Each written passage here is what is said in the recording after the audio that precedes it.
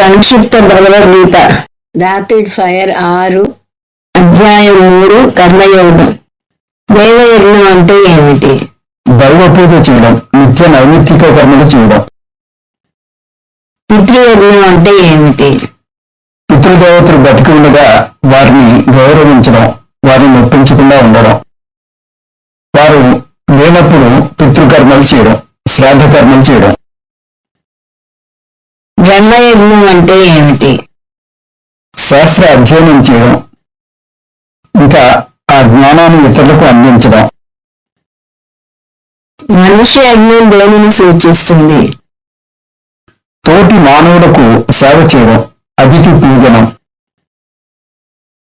భూత యజ్ఞం అంటే ఏమిటి?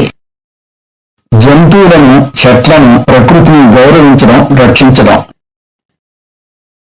జ్ఞాని కూడా కర్మలు ఎందుకు చేయాలి? లోకానికి ఆదర్శంగా నిలవడానికి, ధర్మాన్ని రక్షించడానికి. కర్మ చేసేటప్పుడు ఉండాల్సిన దృక్పథం ఏమిటి?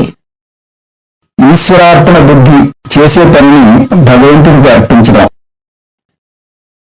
కర్మ ఫలితాన్ని ఎలా స్వీకరించాలి? ప్రసాద బుద్ధితో భగవంతుడు ఇచ్చిన కర్మ ఫలాలను ప్రసాదంగా భావించి స్వీకరించాలి.